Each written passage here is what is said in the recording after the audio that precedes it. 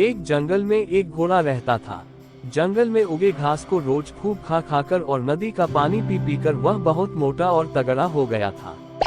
अपने सुंदर रूप को देख वह घमंडी भी बन गया था। उसने एक दिन वहां नदी के किनारे एक ऊंट को देखा।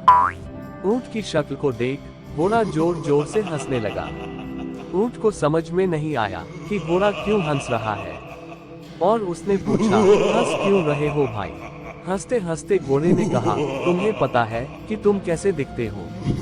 तुम्हारी गर्दन मुड़ी हुई है, तुम कुंवर हो, तुम्हारी टांगें लंबी और मुड़ी हुई हैं, तुम बड़े अजीब जानवर दिखते हो। फिर घोड़ा हंसने लगा। इस बात को सुनकर ऊंट बहुत दुखी हुआ।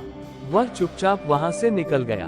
अगले दिन घोड़े ने ऊंट को फिर उसी स्थान में देखा और बोला, कैसे हो मेरे दोस्त? ऊंट ने जवाब दिया, मैं तो ठीक हूँ, लेकिन मैं तो यहाँ केवल तुम्हारे लिए ही आया हूँ दोस्त। मैंने तुम्हारी सुंदरता के बारे में अपने मित्रों को बताया था, पर उन्होंने मुझ पर विश्वास ही नहीं किया।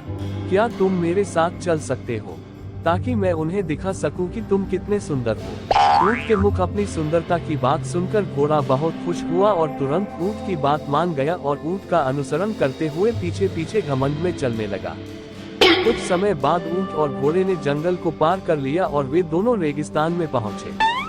वहां ऊंट बड़ी आसानी से लंबे लंबे डग भरता हुआ चलता दिखा, किंतु घोड़ा उसके समान फुर्ती से आगे बढ़ नहीं पा रहा था।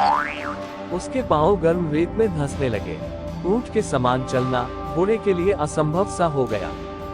घोड़ा प्यास और थकान के मारे अब आगे चल नहीं पा रहा था, जबकि ऊंट बिना किसी समस्या से आगे बढ़ रहा था। बहुत थके घोड़े ने ऊंट से पूछा, तुम्हारे दोस्तों के पास पहुंचने के लिए हमें और कितना चलना होगा? ऊंट ने जवाब दिया, हमें 1 घंटा और चलना होगा। बड़ी मुश्किल से घोड़ा थोड़ी दूर और चला। उसके बाद आगे एक कदम भी नहीं बढ़ा सका और वह थककर गिर पड़ा। ऊंट को घोड़े की स्थिति को देखकर दया आ गई और वह किसी कुएं पर गया और पानी की एक बाल्टी भर ले लाया और घायल घोड़े को पानी पिलाकर उसकी जान बचाई। कुछ समय बाद जब घोड़ा स्वस्थ हुआ तो ने मुस्कुराते हुए कहा कि अब बात तुम्हारी समझ में आई कि भगवान ने मुझे ऐसा क्यों बनाया है। हमारी आवश्यकताओं के अनुसार भगवान हमें बनाता है। मेरी शक्ल को देख तुम बहुत हंस रहा था, तुम्हें अपने रूप और बल पर काफी घमंड था।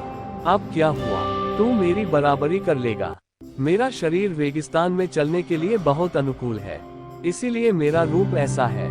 तुम वह काम नहीं कर सकते जिसे मैं करता हूँ। ऊंट की बात सुनकर घोड़ा बहुत लज्जित हुआ।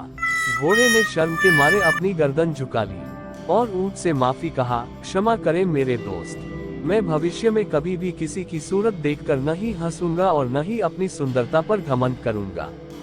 ऐसी ही कहानियां सुनने के लिए चैनल को सब्सक्राइब करें। धन्यवाद।